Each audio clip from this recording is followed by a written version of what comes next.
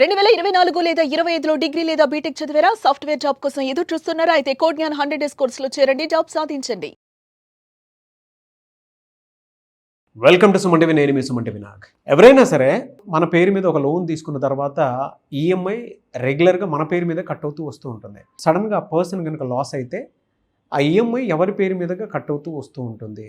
అసలు చట్టాలు అటువంటి వాటికి ఏం చెప్తున్నాయి అనేది ఈరోజు మనతో పాటు హైకోర్టు అడ్వకేట్ అలాగే రవీంద్రనాథ్ గారు ఉన్నారు. అది వారి మాట్లాడి తెలుసుకుందాం. నమస్కారం సార్. నమస్తే అండి నాగరాజ్ గారు. చాలామంది అండి ఎలానంటే లోన్ తీసేసుకుంటూ ఉంటాం. అది బిజినెస్ పరంగా కానివ్వండి, లేదంటే హౌస్ లోన్ కానివ్వండి, లేదా వేరే ఏదైనా ఇతరేతర లోన్స్ ఏదైనా తీసుకునేటప్పుడు సడన్గా పర్సన్ లాస్ అవుతారు. అప్పుడు ఆ ఈఎంఐ భారంగా మారిపోతూ ఉంటుంది.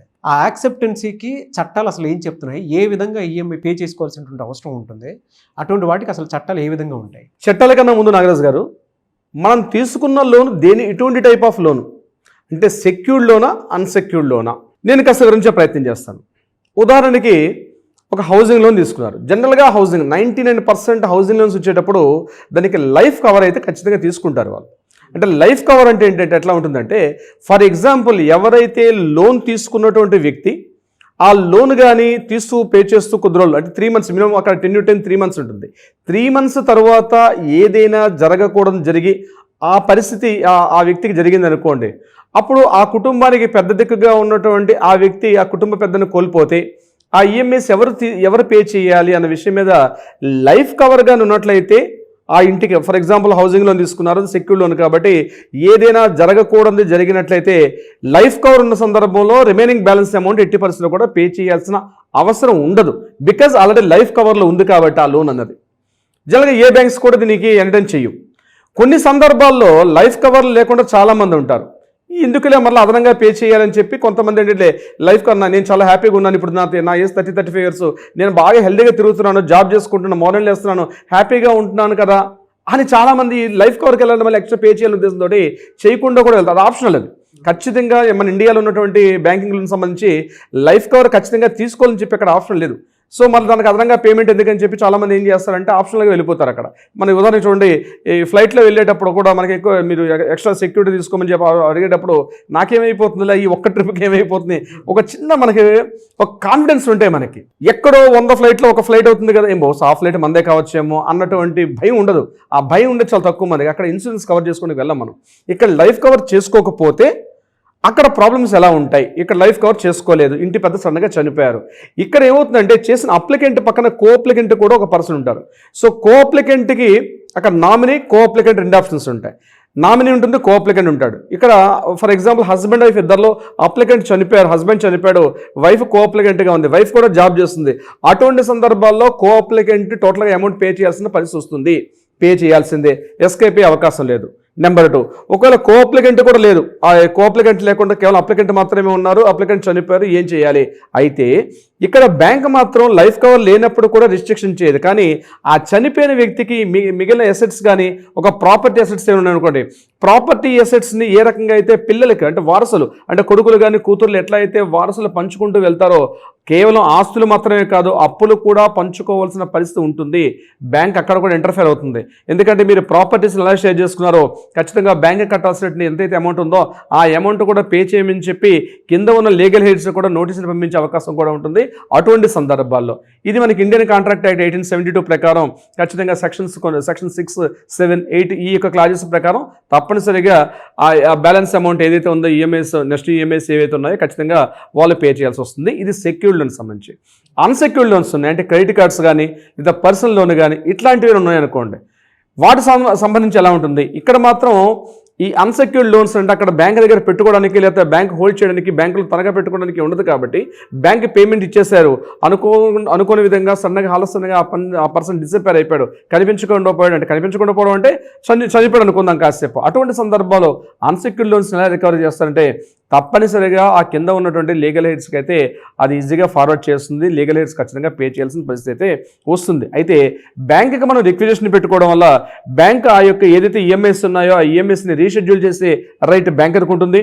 లేదా కొద్ది నెలల పాటు, ఒక 6 నెలలో 8 months పాటు బ్యాంక్ దాని మీద మానిటోరియం అంటే కొద్ది రోజుల పాటు ఆ మంత్స్ ఈఎంఐ లేకుండా మళ్ళీ ఏదైనా కంటిన్యూషన్ చేసే అవకాశం ఉంటుంది. ఇక్కడ మరొక ప్రాబ్లం కూడా వస్తుంది. పిల్లలు మైనర్గా ఉన్నారు. నాకు కేసు కూడా రీసెంట్గా నేను డీల్ చేశాను. పిల్లలు మైనర్స్, ఇంకా వాళ్ళకి ఎర్నింగ్ కెపాసిటీ హిస్టరీ కూడా లేదు, ఇంటి పెద్ద దిక్కు యాక్సిడెంట్లో చనిపోయారు. సో ఈ యాక్సిడెంట్లో చనిపోయినప్పుడు అప్పుడు ఇలా ఉంటుంది.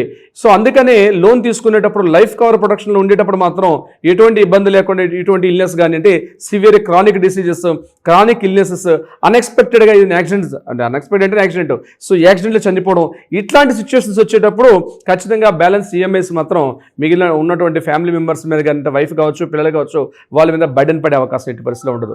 రీసెంట్గా నాకు ఒక క్లయింట్ వచ్చారు నాగరాజ్ గారు. ఆయన ఒక వెహికల్ తీసుకున్నారు, ఆ వెహికల్ ఈఎంఐస్ పే చేస్తున్నారు. వెహికల్ ఈఎంఐ పే చేస్తూ ఆలోచనగా అతనికి చనిపోయారు. ఏదో సమ్ క్రానిక్ డిసీజ్ ఏదో ప్రాబ్లం వల్ల ఆయన చనిపోయారు. చనిపోయినప్పుడు ఆయన లక్కీగా ఏం చేశారంటే అక్కడ లైఫ్ కవర్ చేసుకున్నారు. వెహికల్ ఇన్సూరెన్స్ ఇచ్చినప్పుడు కూడా లైఫ్ కవర్ ఉంటుంది. అంటే థర్డ్ పార్టీ ఇన్సూరెన్స్ ఒకటే కాకుండా లైఫ్ కవర్ ఇన్సూరెన్స్ కూడా ఉంటుంది.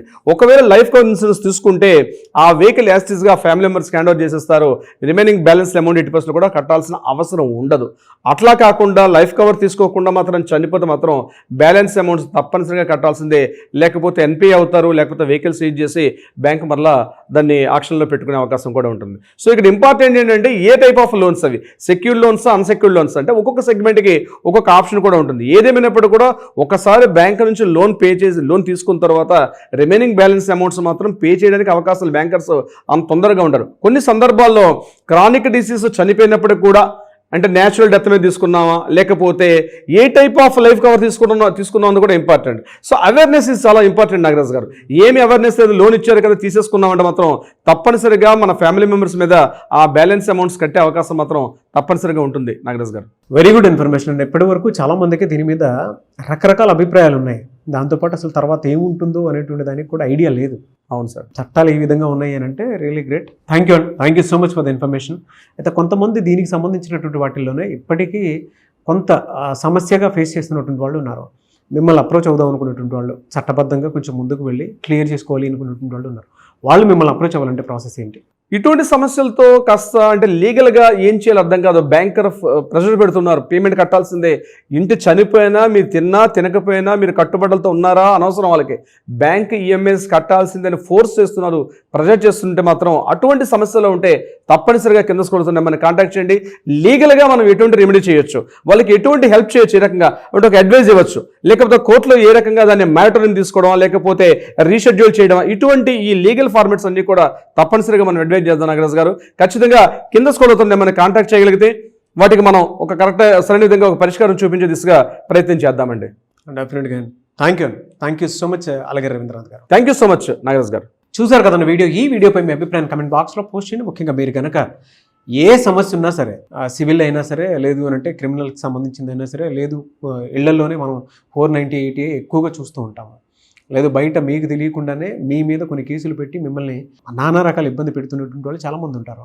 సమస్య ఏదున్నా సరే మీరు వాటి నుంచి చట్టాల పరంగా వాటిని దృష్టిలో పెట్టుకుని బయటపడాలి అనుకున్నటువంటి ఎవరైనా సరే హైకోర్టు అడ్వకేట్ అలాగే రవీంద్రనాథ్ గారిని సంప్రదించాలి అనుకుంటే స్క్రీన్ మీద మీకు కాంటాక్ట్ నెంబర్ కనిపిస్తుంది. దానికి మీరు కాల్ ఆర్ మెసేజ్ వాట్సాప్ చేసి వెంటనే అపాయింట్మెంట్ బుక్ చేసుకోండి. ఈ వీడియో లైక్ చేసి షేర్ మాత్రం తప్పకుండా చేయండి. ఇలాంటి మరిన్ని వీడియోస్ కోసం మా ఛానల్ ఫాలో అవ్వండి. Thank you. సుమన్ టీవీలో మీ పర్సనల్ అండ్ బిజినెస్ ప్రమోషన్స్ కోసం కింది నెంబర్కి కాంటాక్ట్ చేయండి.